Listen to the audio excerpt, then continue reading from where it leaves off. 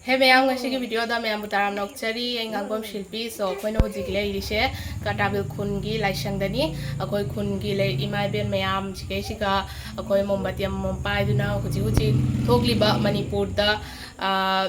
thodok kya adugi nungai taba phongdok chaba oina laisang da mombati ase katlaga manipur da hana gumna shanti la asunu haina lai gi khoya da thoni chaba oina lepchari bani asigai siga aina ꯈ꯭ꯋꯥꯏꯗꯩ ꯄꯦꯟꯖꯕ ꯍꯥꯏꯕꯨ ꯑꯩꯅ ꯍꯥꯏꯖꯔꯨꯕꯗ ꯑꯩꯈꯣꯏ ꯈꯨꯟꯒꯤ ꯏꯃꯥ ꯏꯕꯦꯟ ꯃꯌꯥꯝ ꯂꯥꯛꯄꯤꯗꯨꯅ ꯁꯤꯒꯩꯁꯤ ꯑꯩꯒ ꯁꯔꯨꯛ ꯆꯥꯃꯤꯟꯅꯕꯁꯦ ꯑꯁꯤꯒꯩ ꯍꯦꯟꯅ ꯄꯦꯟꯕ ꯀꯔꯤꯝꯇ ꯂꯩꯇꯦ ꯑꯗꯣ ꯑꯩꯈꯣꯏ ꯃꯌꯥꯝ ꯆꯪꯗꯨꯅ ꯍꯧꯖꯤꯛ ꯑꯉꯥꯡꯗꯩ ꯍꯧꯔꯒ ꯏꯃꯥ ꯏꯕꯦꯟ ꯄꯨꯝꯅꯃꯛ ꯄꯨꯜꯂꯒ ꯑꯩꯈꯣꯏ ꯍꯧꯖꯤꯛ ꯃꯣꯝꯕꯥꯇꯤ ꯑꯃ ꯀꯠꯆꯒꯦ ꯍꯥꯏꯅ ꯇꯧꯔꯤ ꯏꯃꯥ ꯏꯕꯦꯟ ꯃꯌꯥꯝ ꯈꯨꯟꯒꯤ ꯂꯩꯁꯥꯕꯤ ꯑꯉꯥꯡꯁꯤꯡ ꯃꯌꯥꯝ ꯂꯩꯔꯦ ꯑꯗꯣ ꯑꯩꯈꯣꯏ ꯏꯕꯣꯛꯆꯥꯗ ꯑꯣꯏꯅ ꯍꯪꯉꯒꯦ ꯉꯁꯤꯒꯤ ꯑꯩꯈꯣꯏ ꯁꯤꯒꯩꯁꯦ ꯂꯥꯛꯏꯁꯦ ꯏꯕꯣꯛꯆꯥ ꯀꯔꯤ ꯐꯥꯎꯕꯤꯕꯒꯦ ꯑꯗꯣ ꯍꯥꯏꯕꯤꯌꯨ ꯀꯔꯤꯅꯣ ꯃꯅꯤꯄꯨꯔꯗ ꯊꯣꯛꯏꯕ ꯋꯥꯊꯣꯛꯁꯤ ꯃꯁꯤꯒꯤꯗꯃꯛ ꯑꯩꯈꯣꯏ ꯃꯌꯥꯝꯅ ꯂꯥꯏ ꯅꯤꯡꯅ ꯑꯩꯈꯣꯏ ꯈꯨꯔꯨꯝꯖꯔꯤ ꯀꯇꯥꯕꯤꯟ ꯈꯨꯟꯗꯒꯤ ꯉꯁꯤ ꯑꯩꯈꯣꯏꯅ ꯃꯌꯥꯝ ꯀꯇꯥꯕꯤꯟ ꯈꯨꯟꯖꯥꯗꯒꯤ ꯃꯅꯤꯄꯨꯔꯗ ꯊꯣꯛꯂꯤꯕ ꯑꯁꯤꯒꯤꯗꯃꯛ ꯃꯣꯝꯕꯥꯇꯤ ꯑꯃꯃꯝ ꯂꯥꯏꯗ ꯀꯠꯆꯅꯕ ꯍꯥꯏꯅ ꯇꯧꯔꯤꯁꯦ ꯃꯌꯥꯝ ꯃꯅꯤꯄꯨꯔꯗ ꯊꯣꯛꯂꯤꯕꯁꯤ ꯁꯥꯟꯇꯤꯒꯤꯗꯃꯛ ꯃꯌꯥꯝ ꯄꯨꯟꯅ ꯑꯁꯤꯒꯤꯗꯃꯛ ꯂꯥꯏ ꯈꯨꯔꯝꯕ ꯏꯁꯣꯔꯗ ꯅꯤꯖꯔꯤ ꯃꯌꯥꯝ ꯄꯨꯟꯅ ꯁꯥꯟꯇꯤ ꯄꯨꯔꯛꯅꯕ ꯁꯥꯟꯇꯤ ꯄꯨꯔꯛꯅꯕ ꯍꯥꯏꯗꯨꯅ ꯑꯩꯈꯣꯏꯅ ꯉꯁꯤ ꯏꯁꯣꯔꯗ ꯀꯠꯆꯔꯤ ꯅꯤꯖꯔꯤ ꯌꯥꯝ ꯅꯨꯡꯉꯥꯏꯔꯦ ꯁꯣꯝꯗ ꯏꯕꯣꯛꯆꯥꯗ ꯑꯃꯨꯛ ꯍꯪꯒꯦ ꯀꯇꯥꯕꯤꯟꯒꯤ ꯈꯨꯟꯖꯥꯗꯒꯤ ꯉꯁꯤ ꯏꯁꯨ ꯗꯤꯖꯦꯟ ꯑꯃꯗꯤ ꯏꯁꯨ ꯁꯤꯜꯄꯤ ꯃꯈꯣꯏ ꯑꯅꯤꯅꯅꯦ ꯃꯌꯥꯝꯗꯒꯤ ꯍꯧꯒꯠꯆꯗꯨꯅ ꯉꯁꯤ ꯂꯥꯏ ꯈꯨꯔꯝꯅꯕꯒꯤꯗꯃꯛꯇ ꯏꯃꯥ ꯂꯩꯕꯥꯛ ꯃꯅꯤꯄꯨꯔꯒꯤꯗꯃꯛꯇ ꯃꯌꯥꯝ ꯈꯣꯝꯖꯗꯨꯅ ꯂꯥꯏ ꯈꯨꯔꯝꯁꯤ ꯍꯥꯏꯅ ꯍꯥꯏꯕꯗ ꯃꯌꯥꯝ ꯄꯨꯝꯅꯃꯛꯁꯨ ꯂꯥꯛꯄꯤꯔꯦ ꯏꯃꯥ ꯃꯅꯤꯄꯨꯔꯗ ꯆꯠꯆꯗꯨꯅ ꯉꯁꯤ ꯃꯇꯦꯡ ꯄꯤꯕꯁꯨ ꯉꯝꯗꯕꯅꯤꯅ ꯏꯁꯣꯔꯒꯤ ꯈꯨꯌꯥꯗ ꯅꯤꯖꯕ ꯈꯛꯇꯅꯤ ꯃꯌꯥꯝꯒꯤꯗꯃꯛꯇ ꯃꯌꯥꯝ ꯑꯃꯨꯛ ꯀꯔꯤ ꯑꯃꯨꯛ ꯍꯥꯏꯔꯨꯔꯅꯤ ꯉꯁꯤ ꯏꯃꯥ ꯃꯅꯤꯄꯨꯔꯒꯤꯗꯃꯛꯇꯗꯤ ꯌꯥꯝꯅ ꯅꯨꯡꯉꯥꯏꯇꯦ ꯅꯨꯡꯉꯥꯏꯇꯕꯒꯤ ꯃꯌꯥꯝꯅ ꯈꯨꯟꯖꯥꯁꯤꯅ ꯀꯇꯥꯕꯤꯟ ꯈꯨꯟꯖꯥꯅ ꯉꯁꯤ ꯏꯁꯨ ꯑꯅꯤꯃꯛꯅ ꯉꯁꯤ ꯃꯌꯥꯝ ꯆꯦꯟꯖꯕꯗꯒꯤ ꯃꯌꯥꯝꯁꯤ ꯈꯨꯔꯝꯅꯕꯒꯤꯗꯃꯛꯇ ꯏꯁꯣꯔ ꯈꯨꯌꯥꯗ ꯅꯤꯖꯔꯤꯁꯤꯅꯤ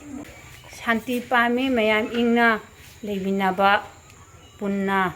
ꯑꯗꯨꯈꯛ ꯄꯥꯝꯃꯤ ꯏꯃꯥ ꯂꯩꯕꯥꯛꯅ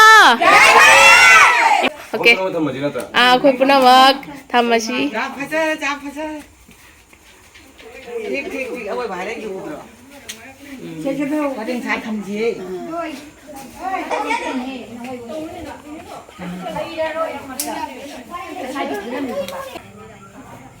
ꯑꯩꯗꯤ ꯌꯥꯝ ꯍꯔꯥꯎꯔꯦ ꯅꯦꯅꯦ ꯏꯕꯣꯛ ꯑꯣꯏꯅ ꯑꯩꯅ ꯁꯨꯃꯥꯏꯅ ꯍꯥꯏꯔꯨꯕꯁꯤꯗ ꯁꯨꯃꯥꯏꯅ ꯁꯟꯗꯥꯒꯤ ꯊꯕꯛ ꯀꯥꯏꯊꯣꯛꯄꯤꯗꯨꯅ ꯂꯥꯛꯄꯁꯦ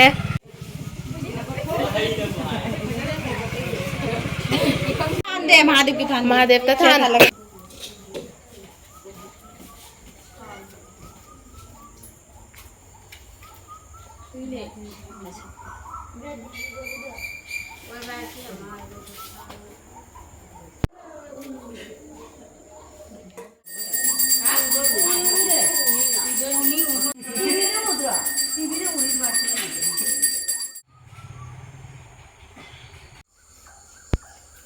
खरनी मांगदसु आई मणिपुर चलुई मैमसु अदुम उबिरमगनी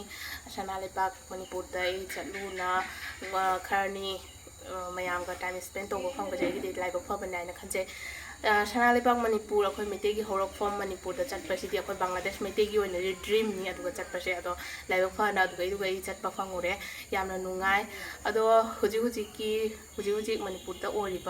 मणिपुरी मणिपुर सिंगी मफम फिवम सिगी हारुरगदी अइना चटलिबा मतमदुगीगा हारुरगदी यामना खेनारे हुजी इरांग सिंगसे कई हानी अइना चटपा मतमदा लेरंबा शांतिदुगा हुजिगदी अमता मानद्रे अदो मिकुप खरगी साउबगी मरमना असी मैचाकसे कई हानी चाखिबा मैचाकतो अदो हुजी खांबा ngamaroy hokibado अदो हुजी अखोइना पामिसे शांतिनी अदो हाना नुसी चाना मणिपुरी मसेन मणिपुरी लेबाक्तदी पुनमक फुरुप कया तंगी लेफमनी अदो पुनमक पुन्दुना हाना फजना लेबिनाबगुमना अमुका लेबिनाब ओरसनु हाना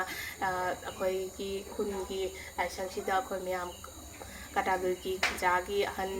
ꯏꯃꯥ ꯏꯕꯦꯟ ꯃꯌꯥꯝ ꯄꯨꯜꯂꯒ ꯃꯣꯝꯕꯇꯤ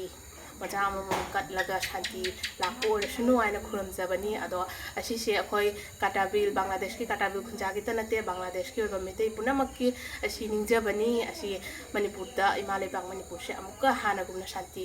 ꯂꯥꯛꯄ ꯑꯣꯏꯔꯁꯅꯨ ꯃꯌꯥꯝ ꯄꯨꯟꯅ ꯏꯪꯅ ꯆꯤꯛꯅ ꯄꯥꯟꯕ ꯑꯣꯏꯔꯁꯅꯨ ꯍꯥꯏꯅ ꯍꯟꯅ ꯍꯟꯅ ꯍꯥꯏꯖꯔꯤ ꯃꯅꯤꯄꯨꯔꯗ ꯍꯥꯟꯅ ꯂꯩꯔꯝꯕꯒꯨꯝꯅ ꯏꯪꯅ ꯆꯤꯛꯅ ꯑꯃꯨꯛꯀ ꯃꯌꯥꯝ ꯄꯨꯟꯅ ꯂꯩꯕꯤꯅꯕ ꯑꯣꯏꯔꯁꯅꯨ ꯍꯥꯏꯅ ꯕꯪꯒ꯭ꯂꯥꯗꯦꯁꯀꯤ ꯃꯥꯏꯀꯩꯗꯒꯤ ꯏꯆꯟ ꯁꯤꯠꯄꯤ ꯑꯩꯅ ꯃꯌꯥꯝꯒꯤ ꯃꯐꯝꯗ ꯊꯧꯅꯤꯖꯔꯤ꯫